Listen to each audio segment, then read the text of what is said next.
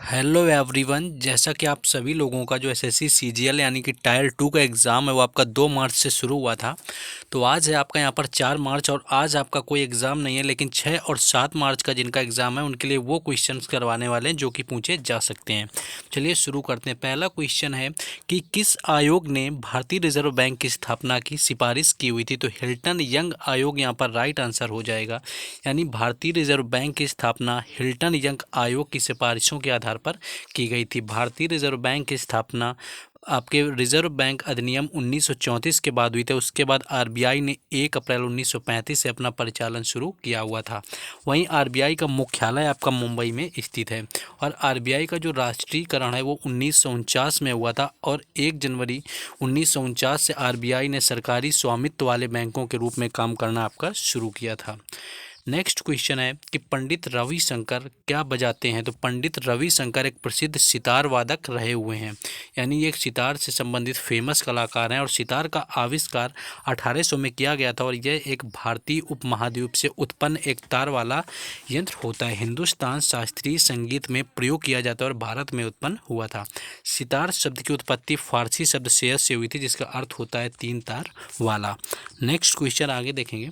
Next question है कि भारत के मध्यकालीन इतिहास के संदर्भ में खानवा का युद्ध किसके बीच लड़ा गया था। तो राणा सांगा और बाबर यहाँ पर राइट आंसर हो जाएगा, जिनके बीच में खानवा का युद्ध यहाँ पर लड़ा गया था। यह मुगल संस्थापक बाबर और राजपूत शासक राणा सांगा के बीच में हुआ था और यह वर्ष 1527 में राजस्थान के भरतपुर जिले के खानवा गांव के पास में लड़ा हुआ था। बाबर ने यह लड़ाई जीती थी।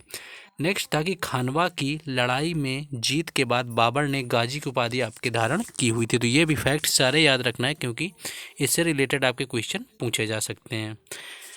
नेक्स्ट क्वेश्चन है कि वायु गुणवत्ता प्रबंधन आयोग CAQM ने निम्नलिखित में किस राज्य या केंद्र शासित प्रदेश में औद्योगिक, घरेलू और अन्य विधिक क्षेत्रों में कोयले के उपयोग पर प्रतिबंध लगाने के आपके निर्देश जारी किए हैं। तो दिल्ली NCR यहाँ पर राइट आंसर हो जाएगा। यानी हाल में ही वायु गुणवत्ता प्रबंधन आयोग ने 1 जनवरी 2023 से पूरे दिल्ली NCR क्षेत्र में औद्योगिक, घरेलू और अन्य विधिक अनुप्रयोगों में कोयले के उपयोग पर प्रतिबंध लगाने के निर्देश आपके जारी कर दिए हैं। नेक्स्ट कोई देखेंगे क्वेश्चन। नेक्स्ट क्वेश्चन है कि अमीर खुसरो किस सूफी संत के शिष्य थे। तो शेख निजामुद्दीन औलिया यहाँ पर राइट आंसर हो जाएगा और यह एक इंडो फारसी सूफी फ़कीर थे और वह शेख निजामुद्दीन औलिया के शिष्य थे। वह दिल्ली सल्तनत के विभिन्न शासकों के अधीन रहे हुए थे। खलीक ए बारी उनके महान कृति थी। यह कार्य पूरे विश्व के पुराने मुद्रित शब्दकोश के रूप में आपका जाना जाता है।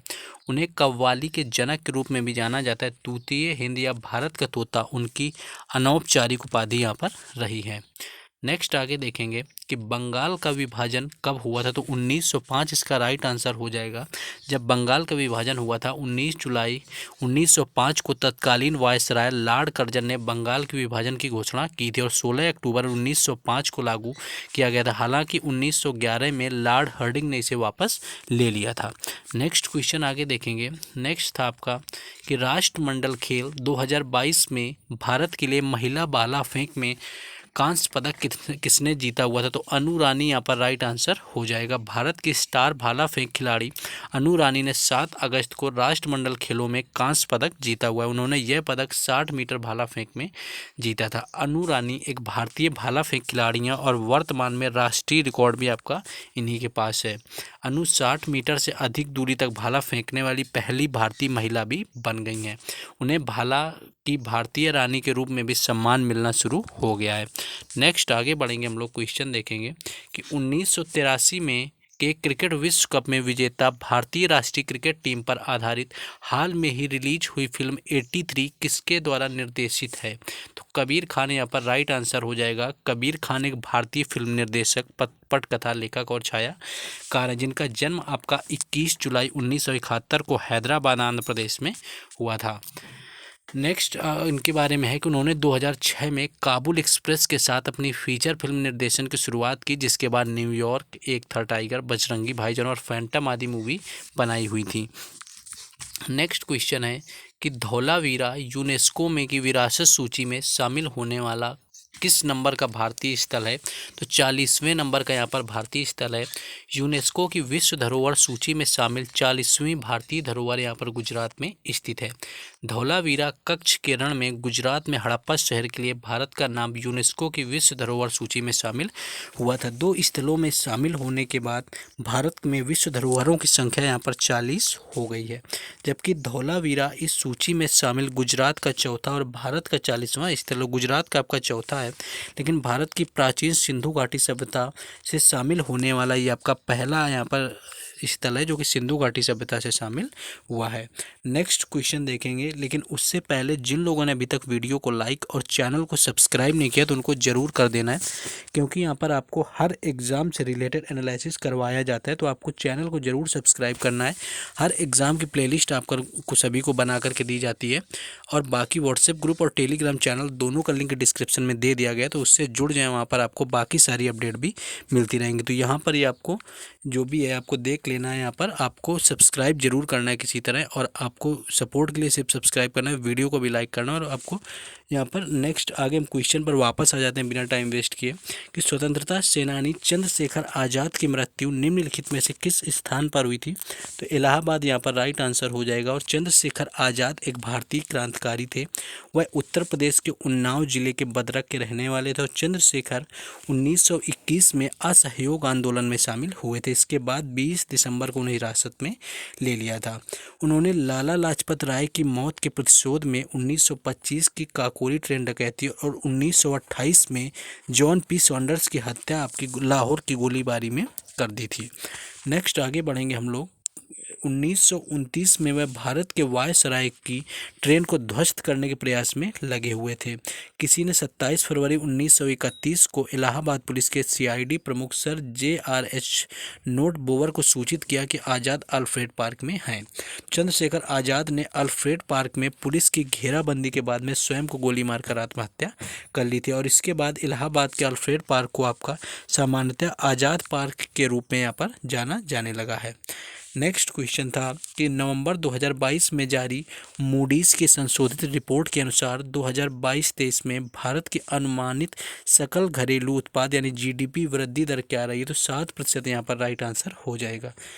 मूडीज़ ने 11 नवंबर को 2022 के लिए भारत के सकल घरेलू उत्पाद विकास के अनुमान को घटाकर 7% कर दिया था।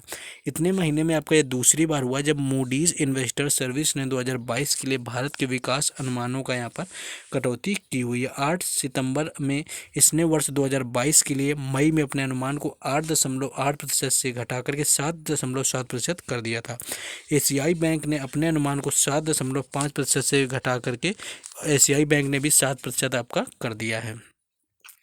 नेक्स्ट क्वेश्चन था कि मणिपुर पूर्वोत्तर भारत के मणिपुर से संबंधित है। इसकी जड़ें उस राज्य की लोक परंपराओं और अनुष्ठानों में से हैं और अक्सर भगवान के जीवन के तथ्यों को दर्शाती हैं। तो यहाँ पर कृष्ण आपका राइट आंसर हो जाएगा, यानी मणिपुर जो है पूर्वोत्तर भारत के मणिपुर से संबंधित हैं। तो यहाँ पर आपका जो यहाँ पर देखेंगे आपका भगवान श्री कृष्ण के जीवन को आपके दर्शाते हैं। नेक्स्ट क्वेश्चन यहाँ पर देखेंगे हम लोग। नेक्स्ट था कि 2011 की जनगणना के अनुसार भारत की साक्षरता दर कितनी है? तो 74% यानी 74% यहाँ पर राइट आंसर हो जाएगा। 2011 की जनगणना के अनुसार भारत की साक्षरता दर 74.04% है, जिसमें पुरुषों की आपकी 82.14% और महिलाओं के लिए 65.46% रही है।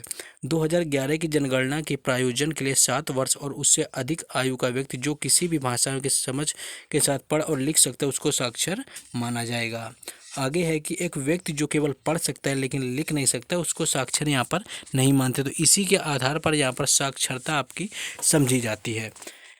नेक्स्ट देखेंगे यहाँ पर कि यहाँ पर बात करें तो केरल ने 93.91 साक्षरता दर के साथ शीर्ष पर अपना स्थान बरकरार रखा है, और इसके बाद केंद्र शासित प्रदेशों में आपका लक्षद्वीप पहले स्थान पर है जो कि 92.28% पर रहा है, और इसके बाद आपका राज्यों में दूसरा स्थान 91.58% के साथ में मिजोरम का रहा हुआ है। वहीं 63.82% की साक्षरता दर के साथ बिहार देश में सबसे अंत में, और अरुणाचल प्रदेश 66.95 और राजस्थान आपका 67.06 के आपका पहले आता है, यानी सबसे लास्ट में आपका बिहार आता है और उसके बाद लास्ट से आपका यहाँ पर अरुणाचल प्रदेश होता है और उसके बाद आपका राजस्थान था। तो ये कुछ क्वेश्चन करवाए हुए जो कि आपके 6 और 7 को होने वाले एग्जाम में पूछे जा सकते हैं। आई होप सभी ने देख लिया होगा, वीडियो को लाइक भी कर दिया होगा, अगर नहीं किया है तो अभी कर देना और चैनल को जरूर सब्सक्राइब करना है क्योंकि हर एग्जाम का एनालिसिस यहाँ पर आपको मिलता है। बाकी व्हाट्सएप ग्रुप और टेलीग्राम चैनल का लिंक डिस्क्रिप्शन में। बाकी मिलते हैं नेक्स्ट वीडियो में। जय।